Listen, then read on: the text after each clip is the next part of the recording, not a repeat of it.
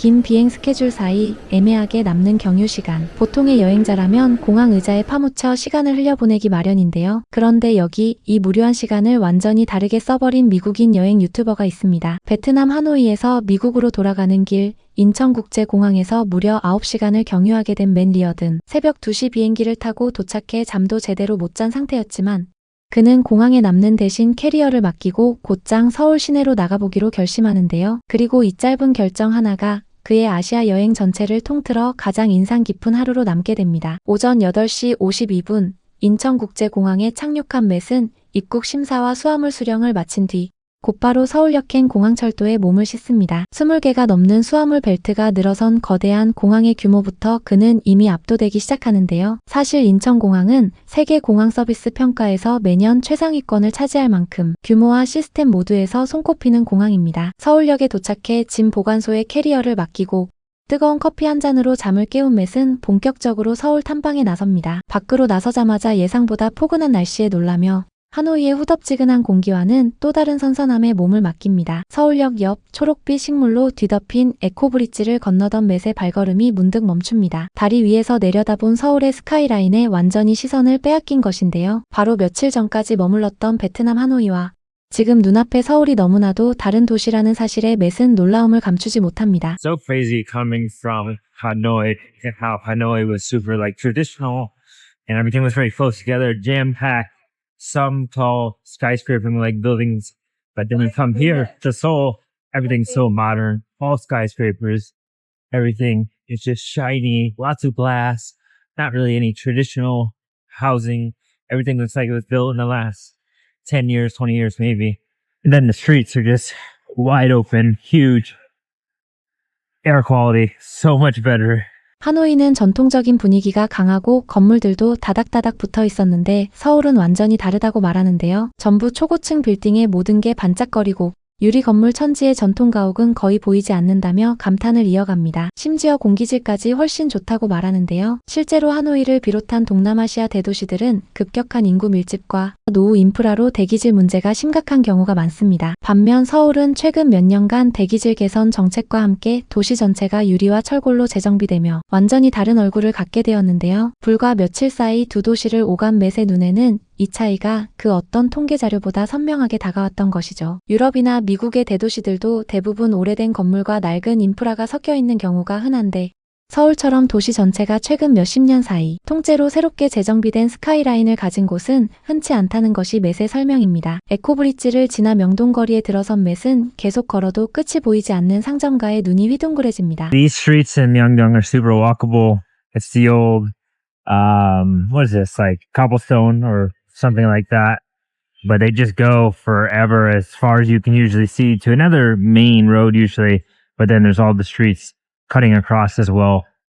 And you have so many stores, shoe stores, clothing stores, makeup stores, random thing. 옛날 돌길 같은 느낌의 보도가 끝없이 이어지고 그 위로 신발 가게와 옷 가게, 화장품 매장이 촘촘히 늘어서 있다며 놀라움을 표현하는데요. 활어와 대게가 가득한 해산물 좌판까지 발견한 맷은 카메라를 든 손을 멈추지 못합니다. 이내 배가 고파진 그는 명동에서 꼭 먹어야 한다는 한국식 치킨을 찾아 나서는데요. 명동 골목 3층에 자리한 유명 치킨집에 도착한 맷은 손에 위생 장갑을 끼며 본격적인 식사 준비에 들어갑니다. My gloves, because you know what's gonna happen?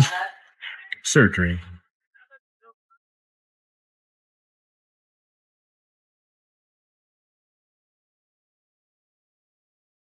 And that food hit the spot.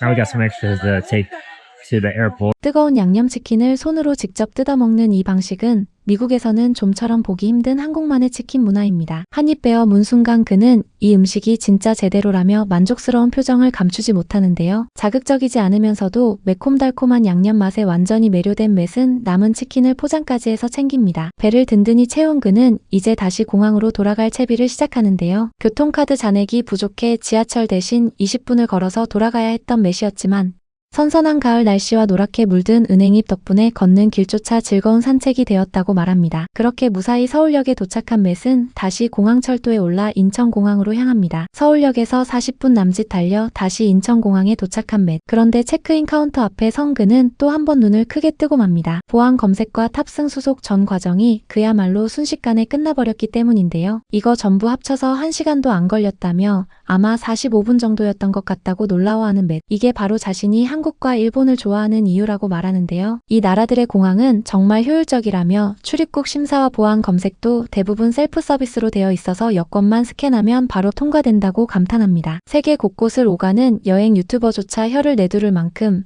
인천공항의 시스템은 이미 세계 최고 수준을 증명하고 있는 셈입니다. 빠르게 체크인을 마친 맷이 향한 곳은 터미널 2층의 푸드코트입니다. 6개의 다양한 식당이 모여있는 이곳에서 그는 한국식 버거인 불고기 버거를 주문하는데요. When in Korea, you can get a burger, right? This is a bulgogi burger. Basically a Korean style burger, just loaded with all sorts of sauce, tomatoes, onions, good nice beef patty, good bun too. Pretty tasty. $10 for this. This, fries, and a Pepsi.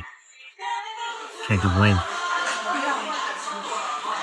한국에 오면 버거를 먹어봐야 한다며 각종 소스와 토마토, 양파의 두툼한 소고기 패티까지 들어간 불고기 버거를 한입 베어문 맷은 빵도 좋고 진짜 맛있다며 감탄합니다. 감자튀김과 펩시까지 세트로 $10면 불만이 없다고 말하는데요. 공항 음식이라고 하면 보통 비싸고 맛없다는 인식이 강한데 인천공항의 푸드코트는 합리적인 가격의 완성도 높은 한 끼를 내놓는다며 맷은 연신 고개를 끄덕입니다. 식사를 마친 맷이 마지막으로 발견한 곳은 그동안 한 번도 가본 적 없다는 터미널의 새로운 구역이었습니다. 충전 시설부터 심상치 않았는데요. Yeah, this airport or this part of the airport has to be quite new because I've never seen this in an airport where there's the charger that's magnetic. Wow. Not only is there a magnetic charger, you got a USB here and also a plug-in port that is not the type that I use, but that's pretty cool. 공항에서 자석식 무선 충전기를 본 적이 한 번도 없다며 눈을 크게 뜬 맷은 심지어 USB 포트와 일반 콘센트까지 한자리에 모아둔 것을 보고 진심으로 감탄합니다. 그런데 이 구역에서 그를 정말 놀라게 한 건 따로 있었습니다. 대나무 정원과 작은 정자가 조성된 야외 테라스 그리고 그 안쪽으로 펼쳐진 텅 빈 라운지 공간이었죠. Terminal that I have not yet been to. But even the floors, like look, it's got all these nice hardwood floors that are pretty much unscratched, untouched. And it's just empty. I mean, it's like completely empty over here. All these gates are empty. There's no one here. Obviously, this part of the terminal is just not active.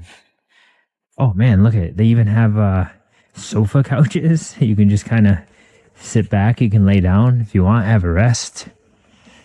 This is really, really nice. 완전히 텅 비어있는 이 공간을 본 맷은 이쪽 게이트들이 전부 비어있고 아무도 없다며 놀라움을 감추지 못합니다. 심지어 극장 소파 같은 의자들도 놓여있어 등을 기대고 누워서 쉴 수도 있다며 진짜 너무 좋다는 말을 반복하는데요. 흠집 하나 없는 원목 바닥에 극장식 소파까지 놓인 이 공간을 맷은 마치 자기 혼자만을 위한 프라이빗 라운지 같다고 표현합니다. 개장한 지 얼마 안 된 신관이라 아직 이용객이 적어 한산하지만 곧 이곳에도 던킨 도너츠와 각종 매장이 들어설 예정이라는 안내판까지 발견한 맷은 인천공항의 확장 속도에 다시 한번 혀를 내두릅니다. 9시간이라는 짧지 않은 경유시간, 그러나 맷에게는 그 어떤 본 여행지보다 알찬 하루였습니다. 텅 빈 럭셔리 라운지부터 명동의 활기찬 거리, 손으로 뜯어먹는 양념치킨까지 공항 밖으로 단 몇 시간 나갔을 뿐인데 그가 담아온 서울의 모습은 이토록 다채로웠는데요. 그는 마지막으로 이렇게 말합니다. 이게 바로 서울공항이라고. 서울에서의 짧은 경유였지만 4-5시간 이상 경유시간이 있다면